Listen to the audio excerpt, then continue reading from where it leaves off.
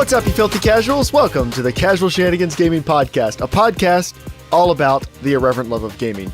I'm one of your hosts, Jeremiah, and tonight I am joined by Dave. And just Dave. Just Dave. But Dave, you're enough. Thank you, Jeremiah. That warms my heart in this dark time. Anyway. Actually, no, it's been a pretty great week, actually.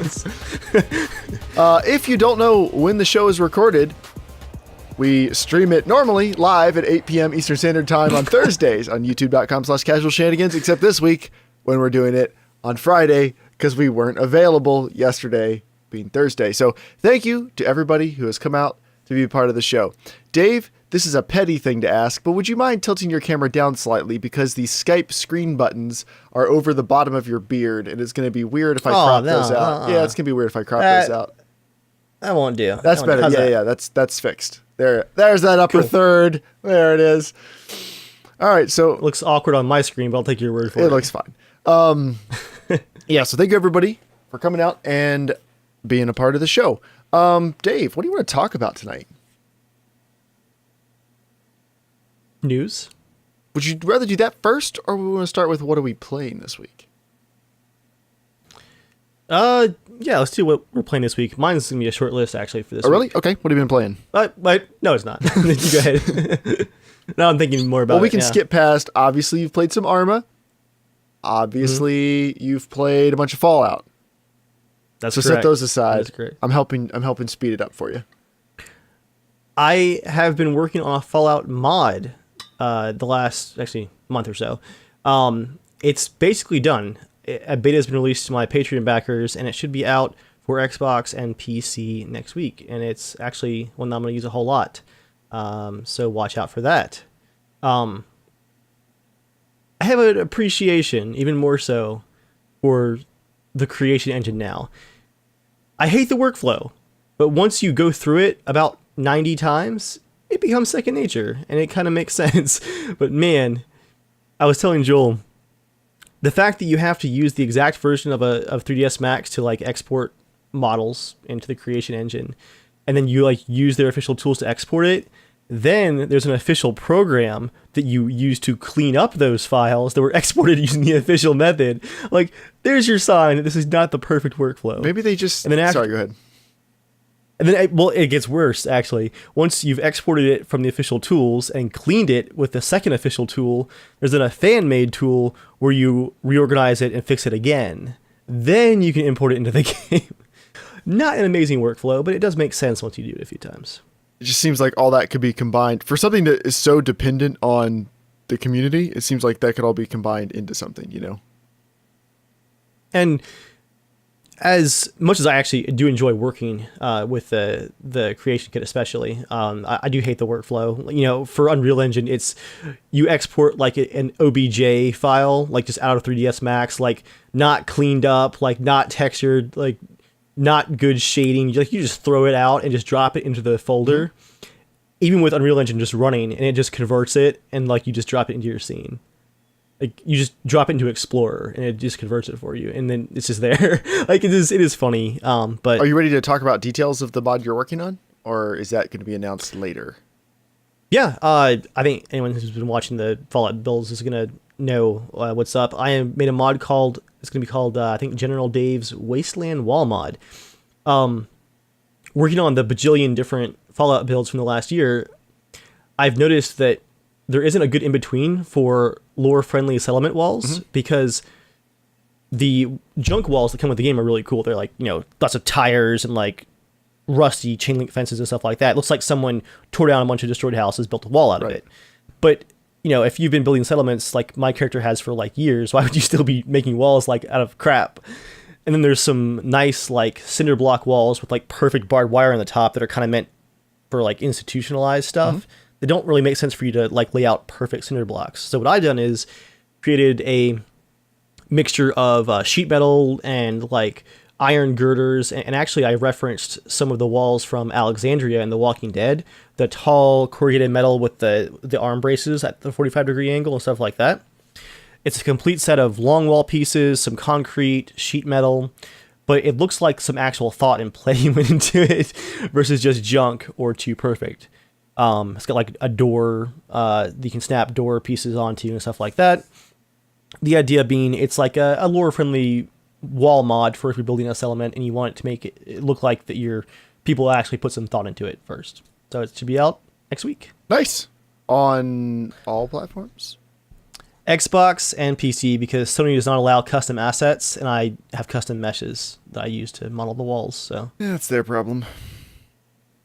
yeah, it sucks. I'd love to release it for everybody, because like once you make the mod from the creation kit, it's essentially it takes 2 seconds to export it to the Xbox. It's really cool how it works. It automatically compresses the textures and all for you. You just tell it which platform, and it does it for you. So maybe one day for Sony. What else you been playing? Oculus stuff, actually. Lone Echo, got a demo copy from Oculus along with the headset, and went into it knowing almost nothing about the game, and it has been fantastic so far. I'm probably going to play more tonight, actually. It's, from what I've read over just a couple of like reviews trying to avoid spoilers, this appears to be one of the first fully featured story-based VR games made entirely for VR. And like going into it, you don't go, oh, this is a cool VR game. You just go, oh, this is a really cool game. And it fits VR very well. And yeah, it's neat. You'll have to try it sometime. What else have I been playing this week? No, wait, bit more. Oh, sorry. How Yeah. long is the game? Because I haven't gone deep into reviews, I'm not sure. I am, I believe, 45 minutes into the game so far. And I feel like things are just past like the hand-holding stage now. So, I don't know. I feel like it's going to be at least 3 or 4 hours probably. But again, that's just me guessing based on what I've played so far. Cool. Other games this week, Blitzkrieg 3, really continuing to enjoy the style of that. Played some Wildlands with you and Joel just to spite the internet. Didn't play Battlegrounds this week. That's about it. Cool. I also played some Wildlands with you, as you mentioned. I'm actually kind of looking forward to playing some more this weekend, if you're interested. You know, it very much is Arma Light. Like, there's plenty that I don't enjoy about it, but they have greatly improved the vehicles. They're still garbage, in my opinion, but it's not like the beta where I just couldn't stand to drive them after a minute or two. It's just bad. But like, I know that sounds like I'm being kind of haughty, but I mean, it's bad, but it's not like so bad I don't want to play the game. It's just, I don't want to drive the vehicles around, but they're fine. They get me around. No big deal. I haven't flown a helicopter yet. But it's not broken anymore. Yeah, it's not broken. The shooting is fine. Like, the customization is fun. They're smart because they let you do it at any time, which is an Arma player I like, because anytime there's an arsenal, the first thing you're like, well, let's look through the 500 guns again, see what we're feeling this evening. So, you know, all that's pretty cool. It's pretty at times. Like, it ranges from bland, and I agree with Joel in your video that I think the opening area was not a great one to get people into the game. If they'd started in a different opening area for the beta, I think it probably would have been a lot better. But there's some certainly very pretty areas. You can tell it's a mark of good game design when you find yourself recognizing areas very quickly, like knowing how to get around without having to consult a map all the time. So that's pretty cool. But yeah, I mean, I've only played a couple hours of it so far, but yeah, interested to keep going.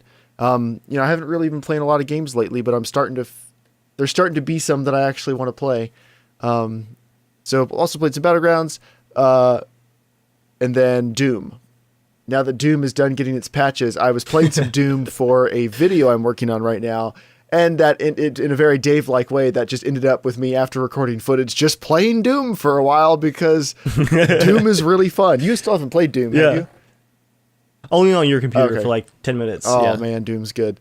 So I think I might actually beat Doom this time. So that's what I've been playing. A good segue into the news. News time. I was just going to wait. A good segue into the news. A game I haven't been playing. But, Dave, I'm here, hat in my hands, to tell you I'm wrong. An open world survival game has released. The Long Dark left early access. As many of you know, I have long predicted that not a single open world survival game would leave early access before the whole genre was dead. And I'm wrong. The Long Dark, long considered to be one of the better survival games. I've never played it. I believe you've played it, right? And you liked it. I loved it. I played it back when it first came out and loved it. Yeah. But I actually want to give you a little bit of an out here, Jeremiah, because I think you're still correct. Am I? Because a number of single-player survival games have released over the years. Project Zomboid, stuff like that. However, there are no MMO-style survival games that have left early access yet that I am aware of. There's no multiplayer in The Long Dark? Unless that's changed, it's a story-based single-player experience. Single player. I'm still in the game, baby. Still in the game. Now, to be honest, I know people are going to mention things like Nether. In my opinion, Nether does not count because it left early access because the studio abandoned it. Right. Same thing with the War Z. It left early access because the devs made their next cash grab. Yeah, I mean, none of those games finished. Finished enough to go onto a console. Finished enough to release on a console, which, to be fair, can be a low bar because Ark Survival Evolved, I think, is also on Xbox or it's on PS4 Pro, and maybe Xbox One as well. And it runs terribly on PS4 Pro. It is almost 1080p. Get ready to be wrong, Jeremiah. Ark Survival Evolved is leaving early access in the near future. Oh, the near future. The DayZ standalone will be out in 2013. Oh. You don't understand, Jeremiah. They mean it for real because the game's now $60. Oh, yeah. Anyway, that's the first bit of news. Next bit of news, Take-Two has decided they like money, and they have, Rockstar and its corporate parents, Take-Two, had said that they were going to be winding down support for GTA 5 and GTA Online, which makes sense because you would assume, like, hey, at some point they actually, need to switch to working on stuff for the new game, for the next game. But in their first 2018 fiscal quarter report, Take-Two confirmed that the company will extend the life of both Grand Theft Auto 5 and its GTA Online mode. Let me see. Neither the report or any announcements from them spelled out a timeline for the GTA Online product. I'm reading Ars Technica, which, of course, continues to receive content updates. So, Take-Two in quarter one of 2018 fiscal year made $418 million. The biggest growth came from digitally delivered net revenue, which grew 56%. Shark cards. Pretty much. Which is, if you need another guarantee that Red Dead Redemption 2 is going to have Red Dead Redemption Online mode, which is going to look awfully familiar to something other. We don't know that yet, but you can pretty much assume that Red Dead Redemption 2 is going to learn from this because, remember, it's going to be 4 years. Very shortly, it will be 4 years since GTA 5 came out. 4 years. I do have higher hopes, actually, for how they're going to treat the online version of Red Dead 2 because of Joel's description of the multiplayer in Red Dead 1, where it was a lot more dynamic than GTA 5's multiplayer, where it wasn't session-based as much, where you didn't have a lot of load screens in between missions. You just went places and did things in the world. I think it was only 16 people per instance in the world, but if someone got a bounty, like, it wasn't like, go here and do the mission. It was like, no, you just keep going the direction you're going, you'll come across the mission. Which to me is a lot more interesting and flows better. Maybe so. I mean, I still can't really judge GTA 5 at all, given the insane amount of time I put into it. Like, it worked. Oh, no, yeah. What they did it was a great game. Yeah. It was. But I think, whereas maybe GTA 5, that system was even superior for it, doing things like heist, where it's like there's some planning, you go to a location for a race and stuff like that. Red Dead being the Wild West, I think running across things works better for that kind of environment. And I think I'm really excited to see if they do that again. That'd be awesome. I'd be excited to see any solid details about it. Would be nice. Speaking of which, is it time for my news item? I believe it is. There is still no confirmation of Red Dead Redemption 2 on PC, but man, is Take-Two enjoying teasing the community. Like, at this point, the platforms are so similar, and they're making so much money, it's like just this side of a guarantee. But much like before the launch of GTA 5, they are really seeming to enjoy not saying anything concrete. What they are saying, though, according to PC Gamer, is the great news is the PC market is vibrant for us. It's a great market for us. It's a big market. It's a core market in consumers that are highly engaged. And this is one thing that Joel points out pretty frequently, is that PC gamers tend to find what they like and really stick to it. So you may not have, the sales numbers that line up side by side with consoles, but you could have a cash cow that has a lifespan that goes a lot further because, man, people like something and they will really stick to it. Look at GTA 5 online on PC, which has really lasted. And the media specifically pressed Take-Two on Red Dead 2, at which point CEO Strauss Zelnick said, any updates about any of our titles will come from our labels. And of course, Rockstar is just saying nothing at all. I'd be curious to know for GTA Online, what percentage of money are they making off of PC versus PS4 and Xbox One and stuff? I would assume they're not really making much money off PS3 and Xbox 360 anymore, past the initial insane amount of sales. But for ongoing money that they're making, I'd be curious because if PC is 30 or 40% of their revenue, it's almost a guarantee they're going to put it on PC. But I guess we don't know that. It's possible that PS4 and Xbox One users are buying that many shark cards, but somehow I doubt it.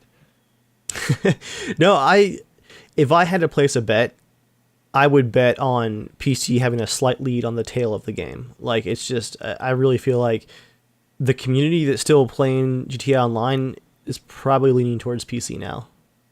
Because for one thing, the game came out first on consoles. And I think people have moved on faster on consoles, even just for that fact alone. Mm-hmm. Quite possible. All right, next bit of news. So the Ryzen 3 CPUs have come out. So there was the Ryzen 5 and Ryzen 7, which pretty much correlate to i5s and i7s, right? Well, the Ryzen 3s have come out. Big surprise, they kind of correlate to i3s. There is the Ryzen 1200 and the Ryzen 3 1200 and the Ryzen 3 1300X. They are both quad cores, and you can overclock them both. And they are better than the equivalent i3s.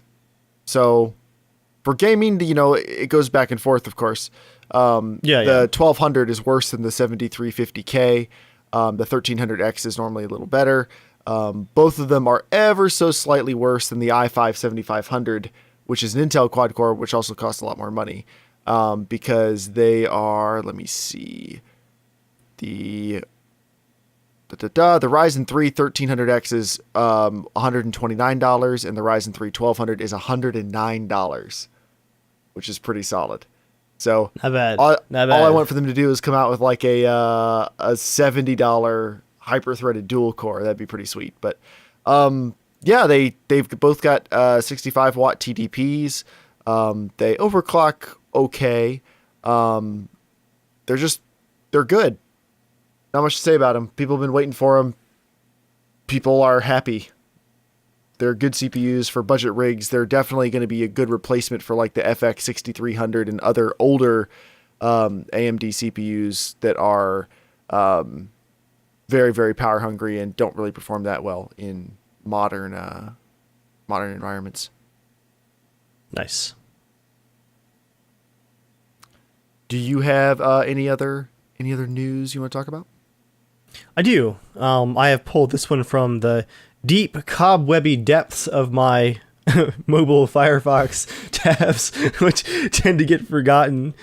There's got to be a better way. I think actually Firefox itself has a way of putting a link over to desktop if you're signed in. Mm-hmm. It's just something about copying a link. I hate using Google Drive on mobile too. Well, there are there's apps that'll do it. I just don't remember their names. I've set some of them up before, but I never end up sticking with them for that long. Yeah, I think now Firefox natively will actually, if you are logged in, you just hit a button that says open on my desktop, which I need to start using that. Anyway, I have pulled this link from the depths. Let's talk about a announcement from E3 from Bethesda about Bethesda's Creation Club program. This is, despite what they insisted, this is a return of paid mods in a very, very good way. Now, Steam's attempt at paid mods crashed and burned horribly. Tons of backlash. I spent most of the time during that controversy rolling my eyes as someone who, as we were just talking about, I make mods. Right. And I know that stupid wall mod, because of the amount of time I had to spend going back and forth learning the stupid workflow to make those 8-9 wall pieces, was probably like 40 hours of work, if not a little bit more, over the last month and a half. Like it was a lot of work. And let's not speak for myself. I've seen a lot of Fallout mods that are on a comparison basis better than Bethesda's work. Like there are some incredibly talented people out there, and this is work that deserves to be rewarded. The problem with Steam's mods was that they didn't think it through about like what happens if someone steals a mod and just uploads it under their own name and then they're getting money for someone else's work. What happens for mods where, as tends to happen, 30 different people helped with it. Like who gets credit, who gets paid, and all this stuff. There's a lot of things they didn't think through. And then I think one of the biggest outrages was the very popular thing to do was some of the bigger mods said our next big patch is going to be paid. We're adding tons of cool new features, but we like to get paid for our work. And that's a hard sell for people. It's not a hard sell for the creators who have seen probably $5 of coffee PayPal tip money in 2 years of work, Right. or nothing. But for people who are using mods, it's a hard sell. Like, here's the thing I have for free. Now I'm going to get charged for it. Here's what the Creation Club is going to do differently. Bethesda is hand-picking creators to be a part of this program. I actually saw Elorena, a modder that I follow on Twitter. She got a full like creators kit welcome kit from Bethesda with like a creators club, like Vault Boy sweatshirt, like a statue, like a whole bunch of stuff. Like you are a chosen content creator. Bethesda knows what side their bread is buttered on. Yep, nailed it. Let's go with toast. Yeah, toasted. Yeah. So first of all, Bethesda is handpicking the content creators, which is a huge improvement over just everyone driving into the marketplace. So you're going to have individuals. That solves the team problem right there. Secondly, there will be no previous content releases that are going to be part of the Creation Club. It all has to be new content. That just solves that whole problem right there. Clean slate. No more complaining about my mod updated and now it's going to cost money. Again, sucks for the creators in a certain way, but I'm sure that they'd rather, going forward, have happy customers and a way to make some money. And thirdly, because Bethesda is hand-picking people and working with them directly, they're going to support the mods. Because another problem was, if you're paying for a mod now, you have an expectation that it's going to work. And if an official Fallout update breaks a whole bunch of your mods, and you just paid $3 for this cool helmet that now is exploding your game, who do you talk to? Well, the modder does it as a hobby. I'm interested in how that's actually going to work out, because there's been plenty of cases where like Bethesda couldn't fix their own game for the stuff they made, like, and it was glitchy. You know, like I'm not trying to sound mean. I just like they say they're going to support them. I wonder, do they detail to what level they're going to support them?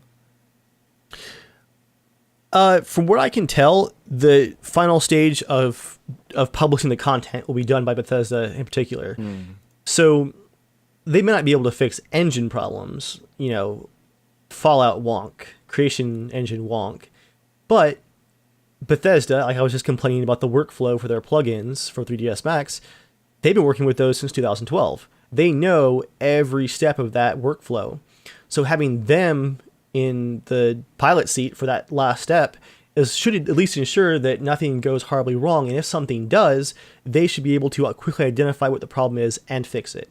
So right there, the handpicked creators, all original content starting out right now, and actual support from Bethesda, 3 of the biggest problems with paid mods solved, and I'm excited to see what happens with the program going forward for sure. Do you think you would submit anything to it? Well, I guess you'd have to make enough mods to get invited. Are you looking to do that? I thought about it honestly, but I look at the amount of time it took me to make a wall mod, and I'm like, I can't do YouTube and modding as a hobby. Like modding has to be like a subset of the YouTube thing. It can't be its own thing. You're kind of the prototypical like normal modder who makes stuff every once in a while but isn't into it that much. Like you make a mod when there's a mod you want to make, and it's like, oh, that's cool, but it's not a huge part of your life like making YouTube videos is, for example. Yeah. The YouTube videos have a more consistent schedule, so that tends to come first. Yeah. So, but it's cool though. It's really cool. Yeah. Sweet. That's our news. That is our news. Dave, you know what time it is next? Quitting time. We've been podcasting for like 35 minutes. To warm up. It counts. All right. It's mail time, Dave. It's mail time. Okay. You can write in to casualshenanigans@gmail.com, just like Alex did. He says, "Hi, Casual Shenanigans. I'm writing in about your how much post-launch content is needed video. Joel asked what young gamers growing up now felt about the snapping of hours a game should have." I'm guessing that's autocorrect. About the amount of hours a game should have. Oh, I'm excited to hear an answer to this question. This is awesome. Well, for the record, he said, "I'm 14, living in the UK, and have extensively been gaming since I laid my hands on a PlayStation 2 controller in my hands at 3. He had a PlayStation 2 when he was 3. I'm old. Anyway, on how much content a game should have, I really feel that it all depends on things like price. The way I see pricing, there are around 3 to 4 tiers in general. $60 AAA releases, $30 releases by not quite AAA devs or indie developers like Recore, or indie games that are around $15 to $20, and free-to-play games. Then I feel a need to break these down. For example, does a first-person shooter need as much content as a large-scale RPG such as Skyrim or The Witcher? What about action-adventure games like Uncharted? Should multiplayer be taken into account? I personally feel that the game needs to be looked at in a lot of detail in terms of how close it sticks to any specific genre, what its pricing is, what is expected to be in any past games there are. Generally, though, for full-price releases, I expect, for RPGs, at least 50 hours of gameplay, including main quest and number of side quests. Action-adventure game, somewhere between 15 to 20 hours of gameplay in the story mode with a multiplayer mode, although a simple one, it doesn't need much depth. First-person shooters, at least 7 hours of campaign at the bare minimum, with 15 being a desired number. That's actually pretty long for a modern first-person shooter. Yeah. If marketed as a... Yeah, go ahead. I was going to say, Battlefield 1's campaign started off strong, got super average in the middle, ended at 3.5 hours. If marketed as a multiplayer game, such as Call of Duty or Battlefield, I'd expect around 20 to 30 hours of multiplayer to unlock most things like guns that you equip. As long as it has depth, though, I think it'd be great. For example, I find Titanfall 2's gameplay so incredible, I think its multiplayer could still be amazing if it was on one single map with one single game mode. Indie games are where I think it becomes a much deeper question. Indie games vary wildly in terms of what style of game they are and what they strive to be. For example, one of the best games I've ever had the pleasure of sitting through, What Remains of Edith Finch, go in blind if you want to play it, is $20 and can be completed in 30 minutes, which is short. I still believe it is completely worth its price, though, due to its phenomenal storytelling and mystery. Many indie games that set out to tell a story, however, are around 2 hours long, such as Firewatch. Does that then mean that What Remains of Edith Finch is bad in terms of value? That's where the topic becomes wholly subjective. Superhot is another indie game I've loved. It features a roughly 5-hour campaign and a lot of extra content after that. It's the same price as What Remains of Edith Finch. Does that mean one game is more valuable than the other? I have no idea. Then there are free-to-play games where there isn't as much discussion as the game is free. I do want to mention Dota 2, though. Dota 2 features a bit over 100 heroes in one of the biggest esports scenes in gaming. It also has only one map, yet contains some of the most deep gameplay I've ever seen in a game. It's then hard to decide whether or not it could be put out at a price. If games have so much depth but tiny amounts of content, should it have a price? At what cap would it have? $60? I could go on about the AA games around $30 and free and paid DLCs, but I think this email is too long already. Anyway, thanks for the podcast. Hope no one snored. Alex.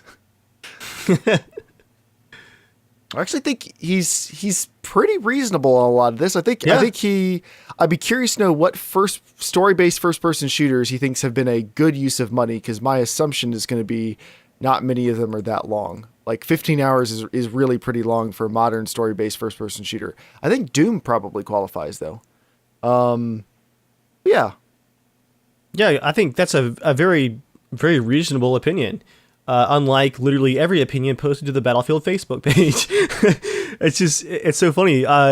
Yeah, I think he's more in line with our opinions on the matter than Rabble. I want to hear from the Rabble so bad, but I doubt we're ever going to, because they're the Rabble. Yeah, it's yeah, I mean, because nobody probably thinks they're unreasonable, right? Everybody thinks their opinion is at least halfway decent, probably. But yeah. I would be curious to hear from one of those. But thank you, Alex. Thank you for writing in. That's sure. Well thought out. And I do like that, his opinion is that here's his general rules, but of course with everything it can be subjective, because there are some things that are so good that you don't think like, oh, well, it's so good, but it's a bad game because it's short. Right? Like, yeah. If it's really good, you kind of tend to look past those things unless you're on the Battlefield subreddit. Or you didn't like Battlefield. It's perfectly possible to legitimately not like the game, and that's okay. But the people who claim to like the game but also complain a ton about the content, we still don't understand you. Like I love Battlefield 1. Dead game, not enough content, so boring. Like, it just blows my mind. Now, I'm writing into the podcast in a manner of speaking, because you and Joel did a show lately, or recently, and you guys talked about, I think Joel said I should write in because he was curious what topic could he talk about where I would get bored and fall asleep like he does during the tech podcast. And at first I laughed, I chuckled, and then I was like, yeah, I honestly don't know what it would be, because like Joel and I share a lot of the same interests. So he could talk about film or audio or whatever, and I'm going to be pretty interested. But then the perfect candidate popped into my mind. So, Joel, if you do listen to this, I love you, buddy. You know it's not personal, but you're not going to like this next part. Here is what Joel could talk about for a while, and it would bore me to the point of falling asleep. And I know this because it has before. Not to the point where I literally fall asleep, but theories for the next Star Wars movie. So how this normally goes, Joel, now I'm a big Star Wars fan. I may not be one in as far as Joel is concerned, but I would consider myself a big Star Wars fan. I am excited for all the movies. I think Rogue One is better than Episode 7.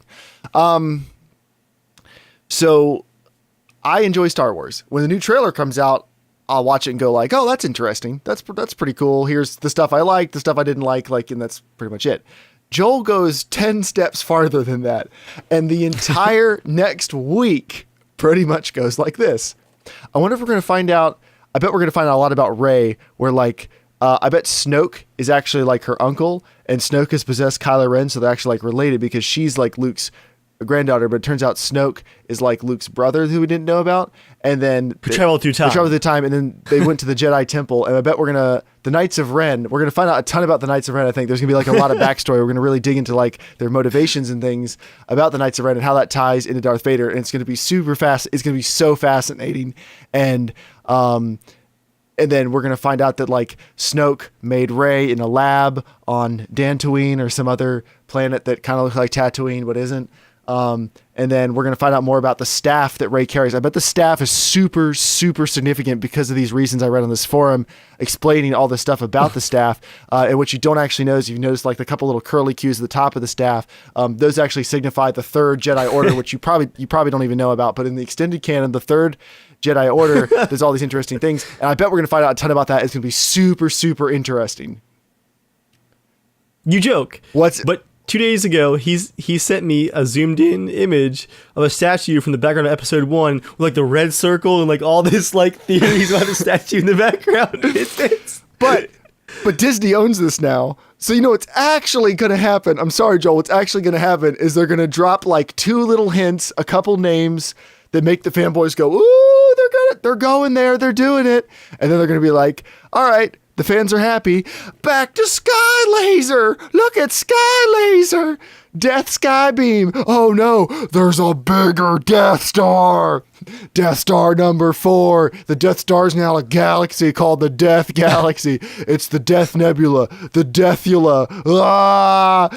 You know, the next one's going to be, it's the Death Star. No, you don't understand. It's an actual star this they time. hollowed out a star by the tours. Da, da, da, da, da, da, da, da, da. That's what's actually going to happen. By the toys. Are the toys available? But because Joel sent me a whole bunch of toy leaks last year. like what it was like what we can learn from the leaked Lego sets. I'm not kidding. See again, Joel, I love you, but listening to you explain in-depth Star Wars theories, I could fall asleep to that. I honestly could, and I don't even mean that in a bad way. Oh man, that's good. That's good. Anyway, Dave, you have... Thank you, Jeremiah, for writing into the show. Thank you. Do you have any other comments of the week or anything you want to talk about? Oh my gosh, just the freaking comments in the Wildlands video. There's so many that I could pick from. I'm still a bit shell-shocked, to be honest. Yeah, I don't have an actual comment of the week because I've been drowning in them. I think my comment of the week is going to be a comment of the week concept. Let's go with that, Jeremiah. Okay, all right. It's one that Joel and I have mocked frequently, I think, since that video went live, so let's mock it again this week. You and I have mocked this in the past. It is the concept of this game is the worst thing that I have ever played. And I know that because I can show you my New Game Plus save file with all the achievements. I have done literally, I played this game more than the developers. I hate it so much. The one, okay, yeah, comment of the week. If I had to pick one, my favorite one, we've gotten at this point probably over 100 of these comments like this. Like, I beat everything about Ghost Recon Wildlands. I hate it. The guy was like, I have completed all the achievements for this game, and I went back and I beat the DLCs, and I went back, I did like the tier 1 thing where it restarts your level and all, and he's like, I'm just so angry about what this game did to me and how Ubisoft abused me. Like, he described it like they like came into his house, like kicked in his door and held him at gunpoint. He literally said, I am just furious about what this game did to me and how bad it was. And he beat everything. Twice. Just don't understand. Where do you guys have all this time? I can't beat games that I love. Well, that's part of it, isn't it? It's that like, if you have, I'm not judging anyone who has time to play a game, there's nothing wrong with that, but if you have time to play a game that many times and overanalyze it to that degree, are you going to be able to enjoy anything? Like, if I played, if I played The Witcher 3 nonstop all the time, after a while, that would get old too, not because it's not a good game, but just because it's, like, I don't think you should play things that much, like, I think things should have a little more of an ebb and flow to them, and I can't really think of anything I would be able to play for that much time that would be good. But again, I've never been in a position where I could play games that much, so I'm sure there are ones that, like, people do enjoy that much, and there's nothing wrong with that, but I mean, I don't know.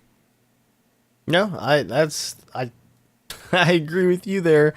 I don't see it. And maybe that's the thing. Maybe if I was 17 again and wasn't working full time and I bought a game that I paid $60 for out of pocket and it's the only game that I'm buying this month, maybe I would beat it 3 times over at playing 40 hours a week. I don't know. That is definitely not the case now, though. Yeah, I mean, I honestly, sure. I'll be happy, like, if I play enough of Ghost Recon Wildlands to feel like I understand the game decently well, like, I'll be happy with that. Yeah. Like, I might go back and play The Witcher 3 again one more time, that's probably all I'll get in. I don't know. But, again, I don't know. You do you. I guess I don't really know what else to say. No, that's it. We don't understand you guys. We're just old and bitter. But now that we've mocked you, if anybody wants to write in and explain, we'd like to hear. Help us understand. Oh, okay. I'm sorry, Jeremiah. I do have 2 comments of the week to share with you, actually. All right. I just thought to check my screenshots folder on my phone, because occasionally I'll just save a screenshot so I remember it later. On the Ghost Recon Wildlands video, which has Joel's webcam that he put at a trollish angle looking up his nose because he thought it was going to be hilarious, someone posted a comment that just said, "Some ugly ass guy," and nothing else, to which Joel replied, "Thanks, bro. I took this as a compliment because I have no feelings," which basically sums up YouTube comments. And then to balance out the just hate and vitriol on the Wildlands video, I got a very pleasant comment, Jeremiah, on our original Fallout Sanctuary tour from 2015. This feels like it's going to be a trick. No. No? Okay. No, All it's right. actually it's not a trick. I know you're scarred. I know you've been hurt before, like just now with the comment section. But yeah, someone just posted. I thought this was funny because we get a lot of comments, not a lot, but an occasional comment of like, "Why are there 2 of you doing these tours? Like, who's this random guy who you're just giving a tour with? Like, why are you guys laughing so much?" Stuff like that. This guy just posted, just thought he'd share with us. "I like that you did the commentary with a friend. Made it much more interesting and fun." It's just like the most pleasant, like non-YouTube comment. It's like, "Thank you for bringing a friend along. I enjoyed this." Like, thank you for sharing your enjoyment, friend. Now, back to why you're wrong about Wildlands and how Ubisoft paid you off, you shall. That's my comments of the week. I actually had some good ones. I'm glad I checked. Yeah, there's usually a few good ones. I posted some Dark Souls 3 footage this week, so you can pretty much guess the comments I've been getting. Actually, Get good, I imagine. well, they were more pleasant than I thought they'd be, but there were definitely a couple people who were like, "Hey man, nice video and everything, but really you need to get a lot better at this. Like, why are you posting? You're so bad. You're so bad at this." I deliberately just put in clips where, like, I think I killed 2 enemies maybe the whole time. My best fight in that video, I finally killed an enemy after retreating a whole bunch, and then a tiny, like, crummy, low-level enemy just stabbed me in the back, and I died. I just checked, though. The video is doing great, actually. Which one? The Dark Souls video. I was curious. Yeah. People are having fun with it. That's awesome. Yeah, not bad at all. In case you don't know, I posted a video where I played Dark Souls 3 at 6K just to show you that the game doesn't really have in-depth anti-aliasing options, and if you have the GPU horsepower, you can play it at a ludicrously high resolution. Even on a 4K monitor, you can get aliasing, and you can play it on a ludicrously high resolution and clean it up a little bit. Somebody suggested, and now they mentioned it, I remember this. Arkham City has very noticeably aliased rain, and the in-game anti-aliasing doesn't do a ton. It does an okay job, but now that the game is okay optimized, like, it's not incredible, but it's good enough that, it's not a steaming pile of junk anymore. That might be worth trying out. So I might try that at like 5 or 6K sometime in the future. So awesome. Anyway, Dave, got anything else you want to talk about tonight? No, I'm pretty talked out. I think we covered some good news tonight. I had some that have been, like I said, gathering cobwebs for a while. Yeah. Well, thank you everybody for coming out and being part of the show. As always, you can write into casualshenanigans@gmail.com to be a part of the show. If you can also write in if you have tech or computer build questions, and we will answer them on the Casual Shenanigans Tech Podcast. This is episode 197. We are getting close to episode 200. We will have some special video to show you on episode 200. It may or may not be the Casual Shenanigans original we've been working on, depending on when everything is finished for that. But at the very least, it will be a video related to that. No spoilers. So thank you everybody for coming out and being part of the show. We like most of you, but we appreciate all of you listening. And until next time, stay casual. See you guys.